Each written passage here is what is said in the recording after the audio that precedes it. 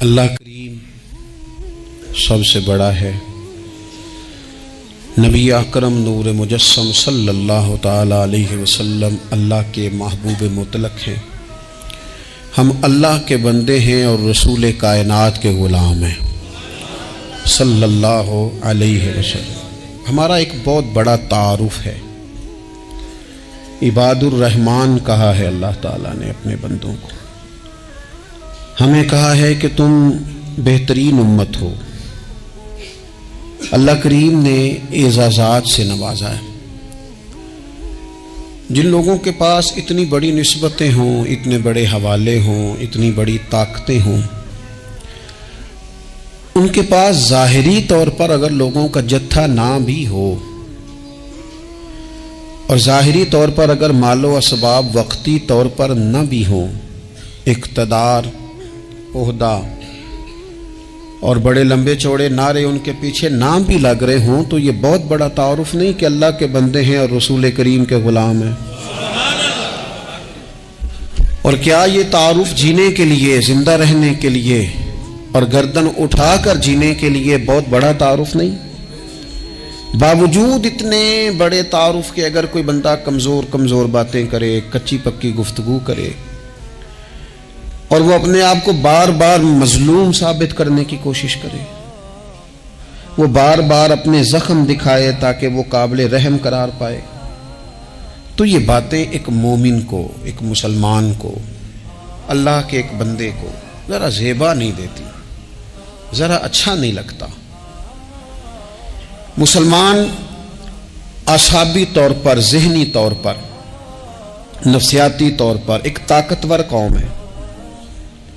مسلمان وہ قوم ہے جو مرعوب نہیں ہوتی، یہ روب دکھاتی ہے، روب۔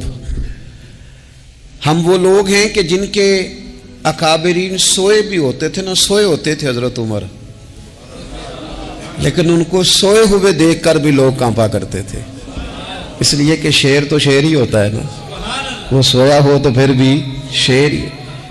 تو میں کچھ عرصے سے اس کمی کو بڑی شدت سے محسوس کرتا ہوں کہ لوگ، یعنی کوئی شخص بھی ملتا ہے تو وہ اس لہجے میں بات کرتا ہے کہ اسے مظلوم مان لیا جائے، قابل رحم مان لیا جائے، اس کی مدد کی جائے، اس پر توجہ کی جائے۔ یہ مسلمان کی شان نہیں۔ آپ سورہ بقرہ پڑھیں گے تو قرآن مجید اصحاب صفہ کی شان بیان کرتا ہے کہ انہیں بڑی حاجت ہے، بڑے ضرورت مند ہیں۔ وہ لوگ تھے جو کئی دنوں تک روٹی نہیں کھاتے تھے، لیکن رب فرماتا ہے کہ میرے محبوب کے مدرسے کے ان طالب علموں کو جو دیکھے گا اسے محسوس ہوگا کہ یہ تو بڑے امیر لوگ ہیں۔ کیوں محسوس ہوگا؟ لا یسألون الناس الحافا، یہ لوگوں سے لپٹ کر سوال نہیں کرتے، کشکول طلب نہیں دراز کرتے، یہ اپنے پردے کو قائم رکھتے ہیں۔ خودداری، عزت نفس، وقار، خودی، ہمارے ہاں تیزی سے ان چیزوں کا آج جو ہے وہ یوں محسوس ہوتا ہے جیسے قحط ہو گیا ہے۔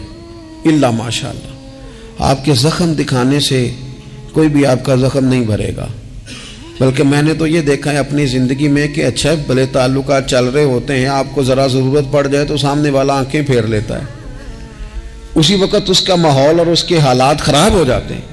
اس لیے اپنا سارا بھروسہ، اپنی ساری توجہ، اپنی سوچوں کا مکمل مدار صرف اللہ رسول کی ذات کو بنائیں، اور اس انداز میں بنائیں کہ کون دیتا ہے دینے کو تو چاہیے، دینے والا ہے سچا ہمارا نبی۔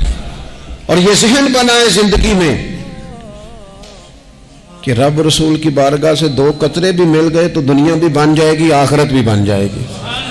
اس لیے ادھر ادھر دیکھنا تھوڑا کم کریں۔ اور بالخصوص آج اپیل کروں گا، استاد اپنے شاگردوں کو، پیر اپنے مریدوں کو، باپ اپنی اولاد کو بڑی بڑی باتوں کا سبق پڑھائے، بڑی بڑی باتوں کا۔ اقبال نے شکوہ کیا ہے، اقبال کہنے لگے شکایت ہے مجھے یا رب خدا بندان مکتب سے۔ یہ جو انہیں کہتے ہیں کہ جناب پڑھ جاؤ گے تو روٹی اچھی ملے گی، یہ انہیں کہتے ہیں پڑھ جاؤ گے تو کار میں بیٹھو گے، پڑھ جاؤ گے تو کوٹھی بنا لو گے، یہ کیا سبق پڑھا رہے ہیں بھلا؟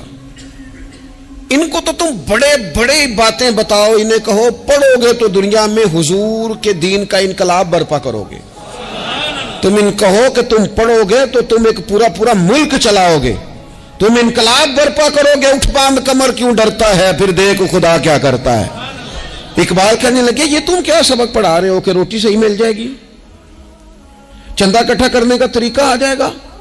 کہنے لگے شکایت ہے مجھے یا رب خدا وندان مکتب سے، سبق شاہی ہے اور بچوں کو دے رہے ہیں خاک بازی کا۔ اڑنے والی تعلیم تھی اور یہ انہیں رینگنے کا سبق پڑھا رہے ہیں۔ تگڑی تگڑی باتیں بچوں کو سکھاؤ، تگڑی تگڑی۔ یہ پھر سارے نہ ڈھونڈتے پھریں کہ وہ فلانا جو ہے نا چاچا امیر ہے تو ماموں امیر ہے تو فلانی خالہ باہر ہے تو فلانا ذرا مہربانی، کوئی بھی نہیں مہربانی کرتا۔ مہربانی جب بھی کرتا ہے یا خدا کرتا ہے یا مدینے والے محمد مصطفیٰ کرتے ہیں۔ اپنی توجہات کبھی بچوں کو دیکھیں، حضرت لقمان اپنے بیٹے کو کیا کہتے ہیں یا بنی اقم الصلاۃ وامر بالمعروف وانہی عن المنکر۔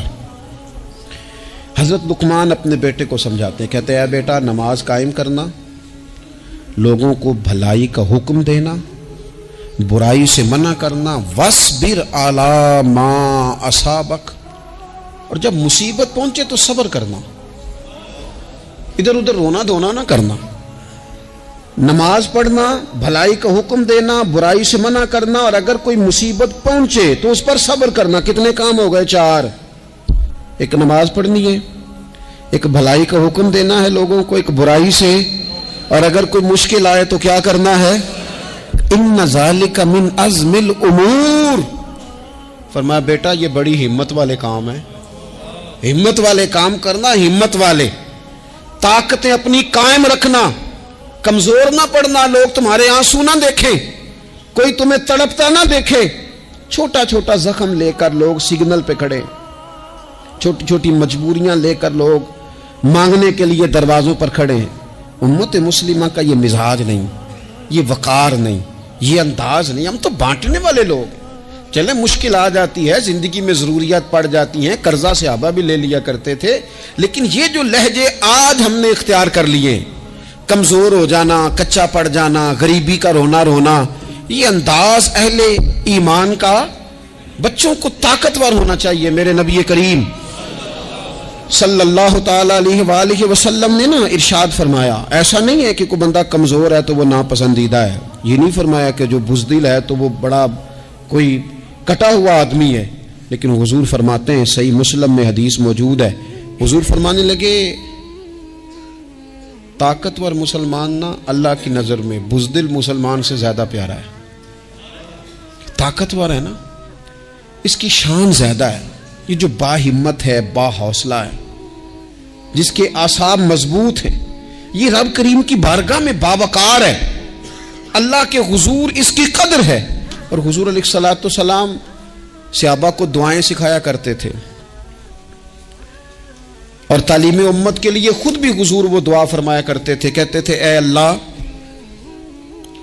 بزدلی سے بچا، کنجوسی سے بچا، اے اللہ اس بڑھاپے سے بچا جو انسان کو بڑا پریشان کر دے۔ حضور دعائیں مانگا کرتے تھے۔ دیکھیں بیمار انسان ہو جاتا ہے، اگر وہ سوچے نا رب کی طرف سے ہے تو پھر بیماری کا لوگ بڑا مزہ لیتے ہیں، کیونکہ جب بندہ بیمار ہوتا ہے تو نفسانی خواہشات ساری ختم ہو جاتی ہیں۔ اور میں اکثر دوستوں سے کہتا ہوں کہ بعض چیزیں ایسی ہیں جو وجد میں لے آتی ہیں بندے کو، اگر وہ غور کرے تو۔ آپ یہ حدیث پاک سنیں، حضور علیہ السلام نے فرمایا بیمار کے ساتھ ضد نہ کرو کہ ضرور کھا، ضد نہ کرو، اس لیے کہ اللہ اسے کھلا بھی دیتا ہے، پلا بھی دیتا ہے۔ اب جب کسی کو پتا چلے کہ میں بیمار ہوں تو رب مجھے کھلا پلا رہا ہے تو مجھے بتائیے بیماری کتنی پیاری لگے گی، بیماری میں کتنا سرور آئے گا۔ پھر تو انسان ہمیشہ چاہے گا کہ مجھے وہ چیزیں ملیں جو مجھے اللہ تبارک و تعالیٰ کی بارگاہ کے قریب کر دیں۔ دوسری بات یہ ہے کہ میدان میں جب انسان اترتا ہے نا تو اسے ایک بات اپنے ذہن میں رکھنی چاہیے کہ جیت اور ہار یہ اللہ تعالیٰ کے دست قدرت میں ہے، لیکن جب وہ لڑے تو جیتنے کے لیے لڑے۔ ہمارے ہاں نا بہت سارے لوگ لڑنے سے پہلے ہی ہارے ہوئے ہوتے ہیں، میدان میں نکلنے سے پہلے ہی وہ کمزور باتیں کر رہے ہوتے ہیں، ابھی سفر شروع نہیں ہوتا وہ کہہ دیتے ہیں نہیں جناب آپ کی بات تو ٹھیک ہے پر کیسے ہوگا، کیوں کر ہوگا، لوگ تو آج کل چلتے ہی نہیں، بڑے مسئلے خراب ہیں۔ اور پھر کچھ لوگ ایسے ہیں جن کی باتیں سن کر بندے بیک گیئر لگا لیتے ہیں، اور میں نے دیکھا باتیں کرنے والے وہیں رہتے ہیں اور کام کرنے والے کہاں سے کہاں چلے جاتے ہیں۔ یہ یقینی نہیں کہ جیتیں گے، لیکن جب میدان میں اترے نا تو پھر ہمیشہ جیتنے کے لیے اتریں۔ کوشش کریں کہ میں نے اس انداز میں نکلنا ہے کہ میں نے نہ جیتنا ہے۔ حضرت مولا علی شیر خدا کرم اللہ تعالی وجہ الکریم سے کسی بندے نے پوچھا حضور آپ ہر میدان میں کامیاب کیوں رہتے ہیں؟ فرمانے لگے جیت ہار تو رب کریم کے دستے قدرت میں ہے، لیکن جب میں اترتا ہوں نا میدان میں تو میں دشمن دیکھ کے پہلے ہی فیصلہ کر لیتا ہوں کہ میں نے اس کے پیٹ میں خنجر مارنا ہے کہ گلے پہ، میں جیتنے کے لیے میدان میں اترتا ہوں۔ تو آپ دیکھ لینا دیواریں ہلتی رہتی ہیں اور در کانپ جاتا ہے، علی کا نام سن کر اب بھی خیبر کانپ جاتا ہے۔ کیوں کہ کہتے ہیں میں ذہن بنا لیتا ہوں کہ میں اسے کاٹ کے لاؤں گا، میں ڈرتا اور سہمتا ہوا میدان میں نہیں اترتا۔ ذہن ہوتا ہے کہ آج لڑوں گا تو جیتوں گا، آج میں دیکھیں میں کیا کرتا ہوں۔ حوصلہ نہیں پیدا کر پا رہے بچوں میں، کچھ بچے بھی اللہ خیر کرے عزم و ہمت والے لوگوں کے پاس بیٹھتے نہیں، اور دوسرا ہم اپنے بچوں کا کسی کو آئیڈیل بھی نہیں بننے دیتے۔ بچے کسی کا نام لیتے ہیں تو ہم کہتے ہیں پتر چھاڑ پرا، یہ دور ہی نہیں ہے۔ ہم کوئی ایسا ذوق، کوئی مزاج، کوئی طبیعت پیدا ہی نہیں ہونے دیتے۔ کچھ آنے والی نسل کا مزاج ہے کہ وہ اٹھنا نہیں چاہتی، بیٹھنا نہیں چاہتی، چلنا نہیں چاہتی، وہ چاہتی ہے میں لیٹی رہوں، موبائل میرے ہاتھ میں رہے، باقی سارے کام ریموٹ کنٹرول ہو۔ جب انسان دیکھیں نا، ایک ڈاکٹر صاحب کے پاس ایک دفعہ میں گیا تو ایک مریض کو وہ سمجھا رہے تھے، اسے کہہ رہے تھے کہ تو تھوڑی ورزش بھی کیا کر، تھوڑی ورزش بھی کیا کر، اور ساتھ انہوں نے بڑی اچھی بات کی، کہنے لگے اللہ تعالیٰ نے نا جسم میں جوڑ بنائے ہیں، یہ گھٹنے ہیں، یہ کونیاں ہیں، اللہ نے جوڑ بنائے ہیں، اسی لیے تو بنائے تھے کہ تھوڑی ان کو حرکت بھی دی جائے، لیکن اگر آپ ان جوڑوں کو حرکت ہی نہیں دیں گے تو یہ تو زانگا لود ہو جائیں گے۔ تو کام زندگی میں عزم کے ساتھ، ہمت کے ساتھ، اور سب سے بڑی مضبوطی یہ ہے کہ آپ یہاں سے مضبوط ہوں، آپ اعصابی طور پر مضبوط ہوں۔ یہ جو کمزوری ہے نا، ذہنی کمزوری، میں نہیں پسند کرتا کہ مطلب خواتین بچوں کو اس لیے ڈرائیں کہ بیٹا او ہو بلی آ گئی ہے۔ وہ بلی کیا ہوتی ہے جی؟ لیکن جو خواتین آج بھی بچوں کو بلی سے ڈرائیں گی، اچھا اس کو ڈرا بلی سے رہی ہوتی ہیں اور ساتھ کہہ رہی ہوتی ہیں ماما کا شیر، جی آپ کا شیر بلی سے ڈرتا ہے، یہ اماں کا شیر بلی سے ڈر رہا ہے، آپ نے اس سے بلی سے ڈرا دیا اور نام شیر رکھ دیا ہے۔ یہ کیسا شیر ہے کہ جو بلی آتی ہے تو بھاگ جاتا ہے؟ یہ ماحول مطلب متضاد ہے۔ یہ کاکروچ دیکھ کر چیخیں مارنا نا، یہ برگر فیملی ہونے کی علامت ہے۔ چھپکلی دیکھ کر نا چیخیں مارنا، یہ امیر گھروں کی علامت ہے، پڑھے لکھے لوگوں کی علامت۔ یہ کیا مذاق ہے؟ جو قوم چھپکلی سے ڈرتی ہے، کاکروچ سے ڈرتی ہے، اور جو لوگ کہتے ہیں ہو یہ جناب یہ تو اندر میرے وہ آ گیا ٹوکا تو یہ کھا جائے گا، تو یہ قوم انقلاب برپا کرے گی، یہ میدانوں میں نکلے گی۔ بڑے خوبصورت انداز میں ویڈیو بنا کے تو اس کو شیئر کیا جاتا ہے کہ وہ جی قربانی والے دن بکرا ذبح ہو رہا تھا تو بچہ رو پڑا۔ کیا بات کرتے ہیں آپ؟ یہ جہاد کرے گا بچہ کل کو جو بکرے ذبح ہونے پہ روتا ہے؟ اعصابی مضبوطی ذہنی طور پر مضبوط کب ہوتی ہے؟ جب انسان اخلاقاً مضبوط ہوتا ہے، اس کی طبیعت وزادار ہوتی ہے، اس کا مزاج اسے مضبوط کرتا ہے۔ آپ ایک حدیث دیکھیں، ترمذی میں موجود ہے، حضور علیہ الصلوۃ والسلام نے فرمایا جب اللہ تعالیٰ نے زمین کو پیدا کیا تو زمین ہلنے لگی، تو اللہ نے پہاڑوں کو میخیں بنا کر، قلعے بنا کر زمین میں لگا دیا تو زمین ٹھہر گئی۔ فرشتے فوراً عرض گزار ہوئے کہ مالک تیری سب سے طاقتور مخلوق یہ پہاڑ ہیں؟ فرمایا نہیں، لوہا جو ہے نا وہ پہاڑوں سے بھی طاقتور ہے، کیونکہ لوہا پہاڑ کو کاٹ دیتا ہے۔ یا اللہ پھر لوہا سب سے طاقتور ہے؟ فرمایا نہیں، آگ اس سے بھی طاقتور ہے۔ کیا آگ سب سے طاقتور ہے؟ تو فرمایا نہیں، پانی بھی ہے۔ کیا پانی طاقتور ہے؟ فرمایا ہوا بھی ہے، جو پانی کا رخ پھیر دیتی ہے۔ مسلمانوں خدا را اس سے بڑا ذوق نہیں ملے گا۔ میں طاقتور ہونے کا طریقہ بتا رہا ہوں، ہمارے ہاں لوگ سمجھتے ہیں کہ میں بولتا زیادہ ہوں اس لیے میں طاقتور ہوں، میرے پاس اسلحہ زیادہ اس لیے میں یہ دیکھو حضور نے بتایا طاقتور کون ہوتا ہے۔ یا رسول اللہ پتھر پہاڑ طاقتور ہیں؟ تو فرمایا نہیں، ان پر تو لوہا ہے، لوہا طاقتور ہے، نہیں اس پر تو آگ ہے، آگ طاقتور ہے، نہیں اس پر تو پانی ہے، پانی طاقتور، اس پر تو ہوا ہے۔ تو حضور پھر مہربانی کریں بتائیں طاقتور کون ہے؟ تو یہ دیکھو نا، یہ یاد رکھو نا، یہ کائنات کے سب سے بڑے حکمت والے محبوب کی بات یاد رکھو نا۔ حضور فرمانے لگے سب سے زیادہ طاقتور وہ مومن ہے جو سیدھے ہاتھ سے صدقہ دیتا ہے اور دوسرے کو پتہ بھی نہیں لگنے دیتا۔ اس ہاتھ سے صدقہ دیا اور اس ہاتھ کو پتہ، جس میں یہ اخلاقی طاقت آ جائے نا کہ اللہ کے راستے میں دیکھ کر پھر اسے چھپانا آ جائے، وہ بڑا طاقتور آدمی ہے۔ وہ میں یہ سب سے بڑا طاقتور ہے جس نے اپنے رب سے راز نیاز شروع کر لیے، اللہ کے راستے میں دیتا ہے پھر کسی کو خبر۔ یہ کون سی طاقت ہے؟ یہ روحانی طاقت ہے، یہ اخلاقی طاقت ہے، یہ کردار کی طاقت، یہ سوچوں کی طاقت ہے، یہ آپ کے مزاج کے بلند ہونے کی طاقت ہے۔ لیکن اگر مسجد میں ٹائلیں لگوا کر بھی ایک ٹائل پہ نام لکھوا لیا ہے، اگر کہیں تعاون کر کے بھی کہا میرا ذکر کرو، کوئی خدمت کر کے کہا میرا نام لو، پھر آپ کمزور ہیں، پھر آپ طاقتور نہیں ہیں، پھر آپ نے بزدلوں جیسا کام کیا، پھر آپ نے وہ رنگ اختیار کیا ہے جو شاید آپ کو ذہنی طور پر بڑی کوفت میں مبتلا کر دے۔ تو اعصابی طاقت، اعصابی قوت، آپ دیکھیں حضرت صدیق اکبر رضی اللہ تعالیٰ عنہ، حضور نے تربیت کی تھی نا۔ میں ذمہ داری سے کہتا ہوں کہ تعصب کی اینک نہ کسی نے پہنی ہو، ورنہ کائنات میں عشق کی داستان ختم ہو جاتی ہے جناب صدیق اکبر پر۔ جو پیار انہوں نے مدینے والے محبوب سے کیا ہے کوئی کر ہی نہیں سکتا۔ اور ہر وقت کی جدائی، ہر وقت کی، یعنی بیٹھے بیٹھے نا حضور کے وصال کے بعد بیٹھے بیٹھے حضرت صدیق اکبر اٹھ کے نا تو ایک رستے پہ چلنا شروع ہو گئے۔ کسی نے پوچھا ابو بکر کہاں جا رہے ہو؟ کہنے لگے یار ایک دن نا محبوب 2-3 دن کے لیے کہیں گئے تھے، اس رستے واپس آئے تھے۔ جنہاں دے دل بر جانی وچھڑن کون روے پھر تھوڑا، اے سب روگاں دا روگ محمد جس دا نام وچھوڑا۔ پریشان ہوں تو دل کر رہا ہے پتہ نہیں یہاں سے آ نہ جائیں۔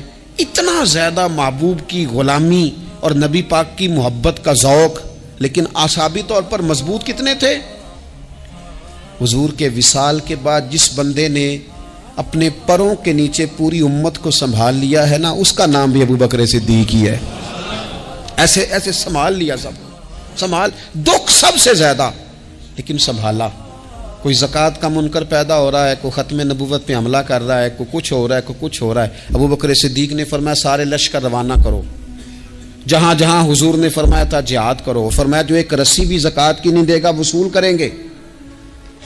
لوگوں نے کہا حضور حالات بڑے اور طرح کے ہیں، کیسے کام چلے گا؟ حضرت عمر جیسے دلیر بندے بھی کہنے لگے جناب یہ نظام کیسے چلے گا؟ تو ابو بکر صدیق فرمانے لگے عمر تجھے تیری ماں روئے، تو بڑے مضبوط مزاج کا تھا، یہ مجھے کیا پیغام دے رہا ہے؟ فرمایا عمر یاد رکھ اگر میں مدینہ منورہ میں اکیلا بھی رہ گیا اور جنگل کے درندے میرا آ کے گوشت بھی نوچ کے لے گئے تو پھر بھی میں ان اصولوں پر کھڑا رہوں گا جن اصولوں پر مدینے والے رسول نے مجھے کھڑا کیا ہے۔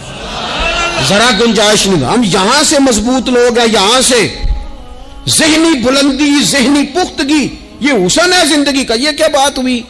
پرسوں فیصلہ کوئی اور تھا، سویرے پروگرام کوئی اور بن گیا، کل فلانے کا مرید تھا آج مجھے فیض نہیں ملا ادھر جا رہا ہوں، پرسوں فلانے کو استاد بنا بیٹھا تھا آج میرا پروگرام بدل گیا ہے، کل میری سوچیں اور تھیں آج میری سوچیں اور ہیں۔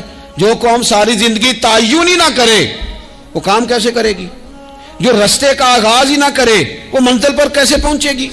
تو کمزور باتوں سے نکلیں، بزدلانہ سوچوں سے باہر آئیں، طے کریں زندگی میں یہ کچھ ہم نے کرنا ہے۔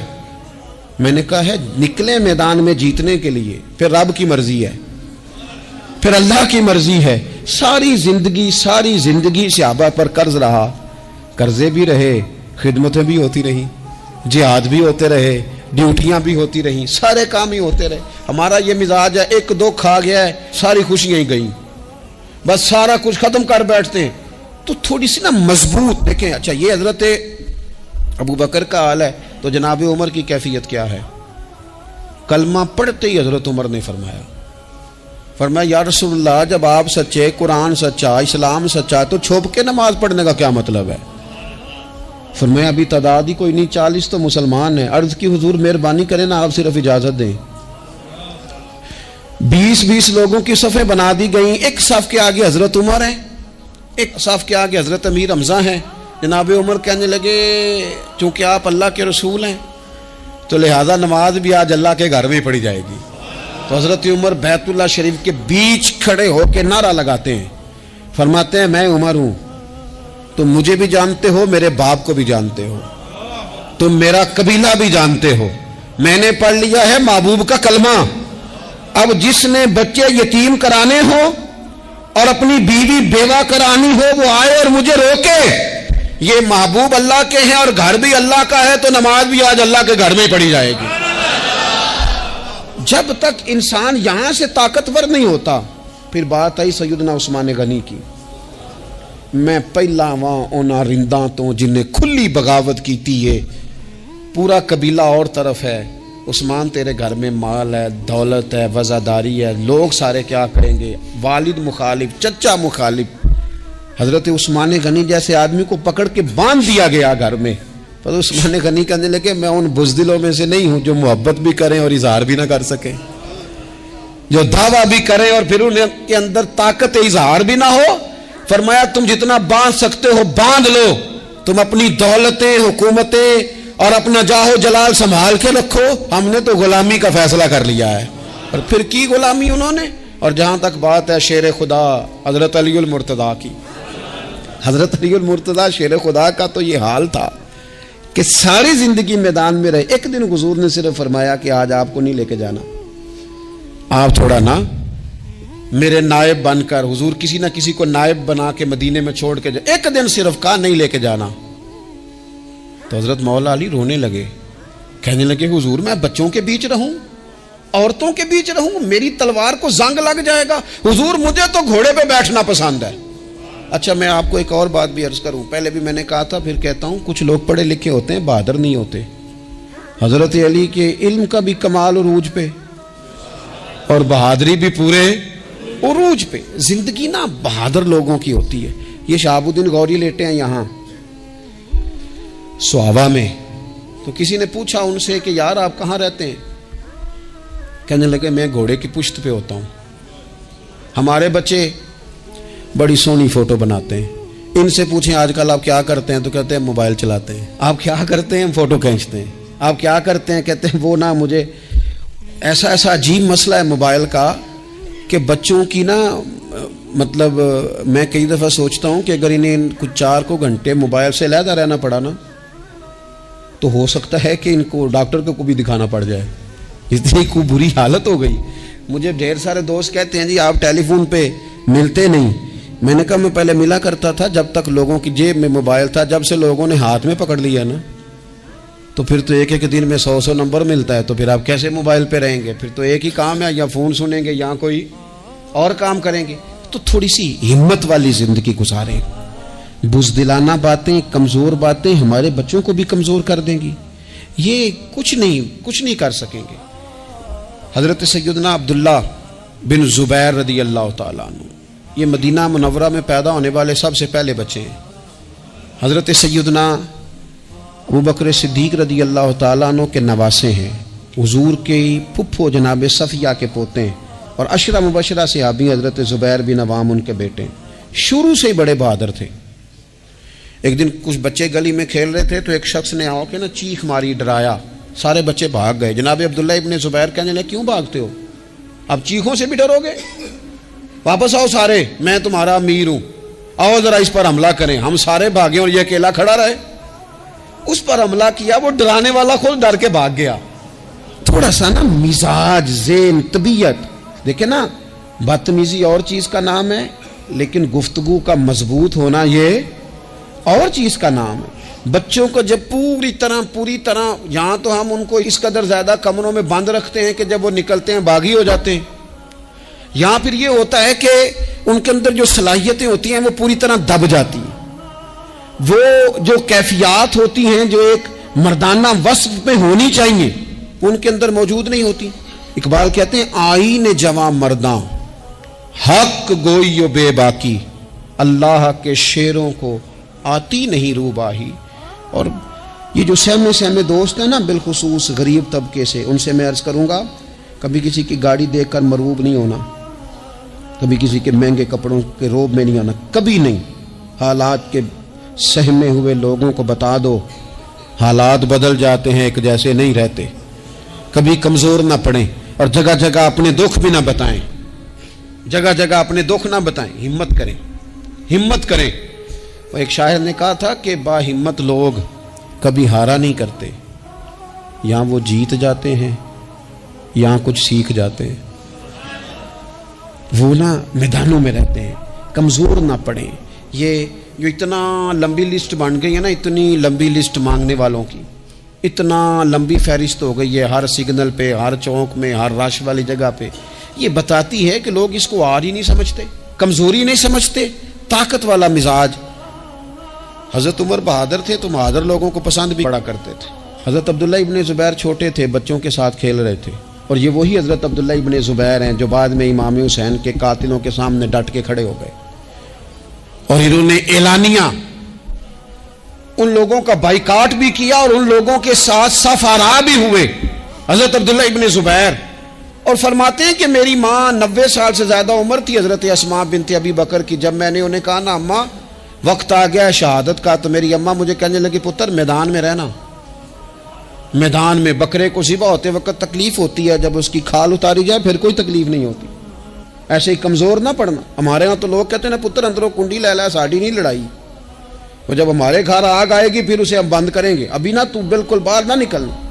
کیسے قوم آگے بڑھے گی؟ جرتیں کیسے پیدا ہوں؟ اور جو کچھ کہہ نہیں سکتے وہ منوائیں گے کیسے؟ جو بات کرنے کی طاقت نہیں رکھتے وہ اپنا منوائیں گے کیسے؟ حضرت عبداللہ ابن زبیر رضی اللہ تعالیٰ عنہ اپنے دوستوں کے ساتھ گلی میں کھیل رہے تھے، جناب عمر فاروق آ گئے. حضرت عمر فاروق کا جلال تھا، بچے ان کو دیکھ کے دوڑ گئے. حضرت عبداللہ ابن زبیر کھڑے ہیں. حضرت عمر قریب آئے، کہنے لگے پتر آپ کیوں نہیں دوڑے؟ حضرت عبداللہ ابن زبیر چھوٹے سے ہیں، کہنے لگے جی کیوں میں دوڑتا، میں نے کوئی جرم کیا ہے، کوئی میں نے غلطی کی ہے، بھلا کیوں دوڑوں؟ آرام سے کھیل رہے ہیں اور نہ ہم نے کوئی رستہ بند کیا، جگہ ہے آپ نے گزرنا تو گزر جائیں. چاہیے تھا نا حضرت عمر ناراض ہوتے، پر جناب عمر نے ماتھا چوم لیا. کہنے لگے کیا بات ہے بیٹا، ان چیزوں پر ذرا قائم رہنا. کہنے لگے جرم کی ہے، کیا مطلب ہے اس بات کا کہ فلانا ہے تو دوڑ جائے، کیوں دوڑیں جی؟ تو ہم نے جو قوم کو سکھانا شروع کیا ہے نا، دیکھیں فقر اور چیز ہے، درویشی اور چیز ہے، سادگی لیکن ظلم سہنا اور چیز ہے. دنیا میں قتیل اس سا منافق نہیں کوئی جو ظلم تو سہتا ہے بغاوت نہیں کرتا. اپنی زندگی میں عزم کو، ہمت کو، نظریے کو بلند کریں، مظلومانہ مزاج نہ پیدا کریں، بلا وجہ دکھ سنا کے اپنے آپ کو کمزور نہ کریں. یاد رکھیں اگر ہم اپنے دکھ کسی کو سنا رہے ہیں اور اپنے آپ کو بڑا غریب ثابت کر رہے ہیں تو ایسا نہ ہو کہ ہمارے بچے اس کا برا اثر لے جائیں. خودداری سے جینا سکھائیں، عزت نفس سکھائیں. ہر وقت گھر کے اندر، کلاس کے اندر، اپنے دوستوں کی جمعیت کے اندر کمزور باتیں نہ کریں، رو دھو کے وقت نہ گزاریں.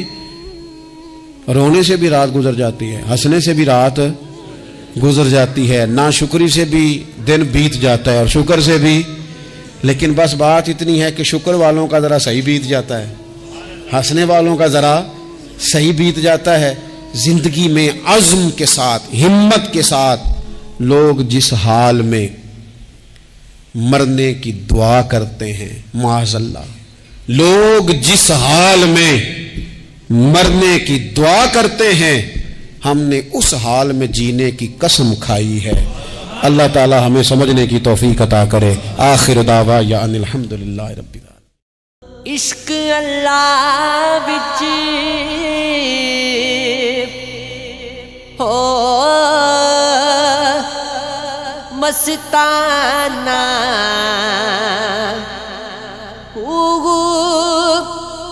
ਸਦਾ